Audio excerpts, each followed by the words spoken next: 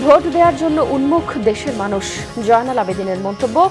ভয় ও শঙ্কামুক্ত বাংলাদেশ বিনির্মাণে জনগণকে পাশে চায় জামাত, জানালেন দলীয় আমির।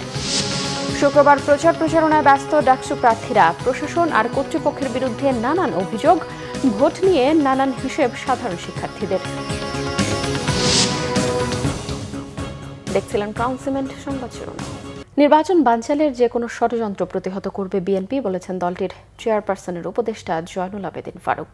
জাতীয় প্রেসক্লাবে এক আলোচনায় তিনি বলেন, ফ্যাসিবাদ পতনের পর দেশের মানুষ ভোটের জন্য উন্মুখ হয়ে আছে।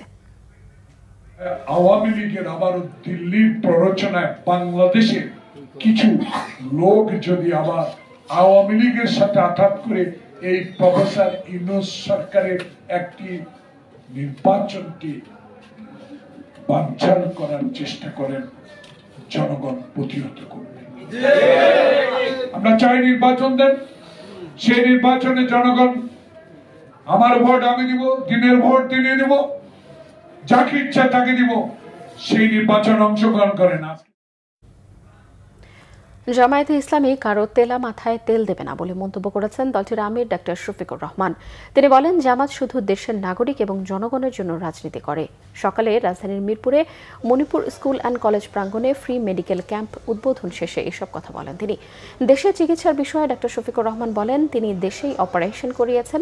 যারা হাঁচি কাশি হলেই বিদেশে যান, এটা তাদের জন্য এক ধরনের প্রতিবাদ। ডক্টর শফিকুর রহমান আরও বলেন, মানবিক, দুর্নীতিমুক্ত ও আধুনিক বাংলাদেশ বিনির্মাণের স্বপ্ন দেখে জামায়াতে ইসলামী। ক্ষমতায় গেলে দেশের বঞ্চিত মানুষের উন্নতি করাই হবে প্রধান লক্ষ্য। জামাতের কোনো সংসদ সদস্য অতিরিক্ত সরকারি সুযোগ সুবিধা ভোগ করবে না বলেও জানান তিনি। ভয় ও শঙ্কামুক্ত বাংলাদেশ বিনির্মাণ করতে জনগণকে পাশে থাকারও আহ্বান জানান তিনি। আপনি দেশ বদলাবেন, জাতিকে সোনালী স্বপ্ন দেখাবেন, আগামীর সোনার বাংলা গড়বেন, আর দেশ এবং দেশের চিকিৎসা আপনার পছন্দ হবে না, বন্ধু আমি আপনাকে সমর্থন করি না। আপনি যেদিন এই দেশের চিকিৎসা নেবেন, জটিল এবং কঠিন রোগে আক্রান্ত হয়ে, সেদিন আপনি উপলব্ধি করবেন আমাদের চিকিৎসায় কোথায় কোথায় ফাঁক ফোকর এবং ঘাটতি রয়েছে। তখনই কেবল আপনার পক্ষে এই চিকিৎসা ব্যবস্থার প্যাটার্ন চেঞ্জ করা সম্ভব।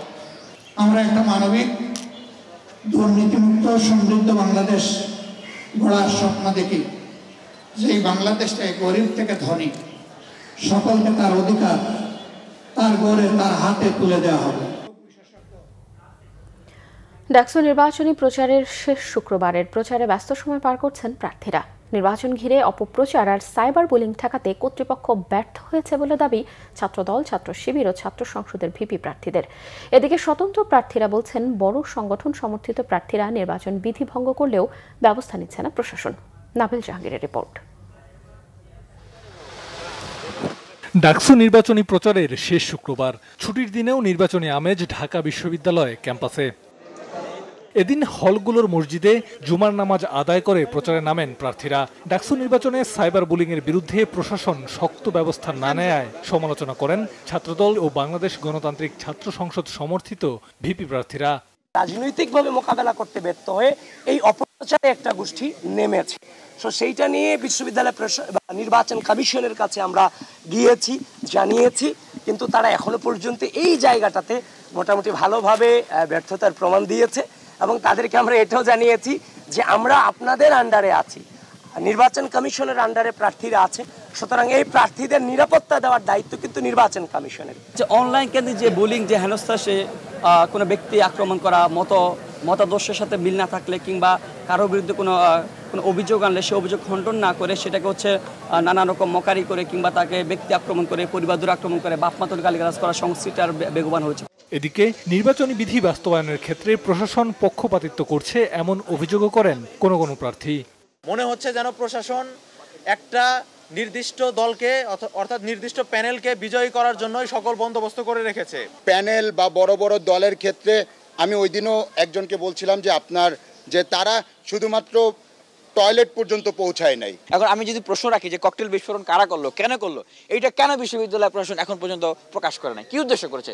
বৈষম্য বিরোধী শিক্ষার্থী সংসদের জিএস প্রার্থী আবু বাকের মজুমদারকে সমর্থন জানিয়ে নির্বাচন থেকে সরে দাঁড়ানোর ঘোষণা দিয়েছেন সমন্বিত শিক্ষার্থী সংসদের জিএস প্রার্থী মাহিন সরকার।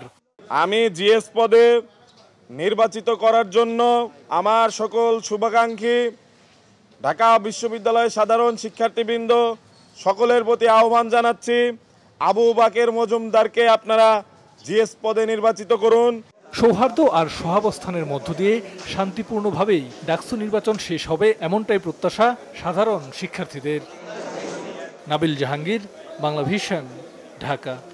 হঠাৎ করে বেড়েছে মসুর ডালের দাম। কেজিতে 20 থেকে 30 টাকা বেশিতে বিক্রি হচ্ছে বাজারে। আটা ময়দার দামও বেড়েছে 5 টাকা থেকে 9 টাকা পর্যন্ত। বাজারে বেশিরভাগ সবজি কেজিতে 60 টাকা থেকে 80 টাকা। গেল সপ্তাহের তুলনায় ডিম মুরগির দাম কিছুটা কমলেও মাছের বাজার চড়া। এদিকে সব জিনিসেরই দাম বেশি বলে হতাশা জানালেন বাজারে আসা সাধারণ মানুষ। শুভ মাহফুজের প্রতিবেদন। মাত্র 2 সপ্তাহের ব্যবধানে কোনো কারণ ছাড়াই বেড়েছে আটা, ময়দা ও মসুর ডালের দাম। মসুরের দাম কেজিতে 32 টাকা আর আটা ময়দার দাম বেড়েছে কেজিতে 9 টাকা পর্যন্ত।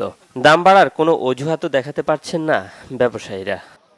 গত কয়েক সপ্তাহ আগে তো এই সপ্তাহে 1 কেজি মসুর ডালে 32 টাকা বাড়ছে, আর 1 কেজি আটা 9 টাকা 16 পয়সা বাড়ছে।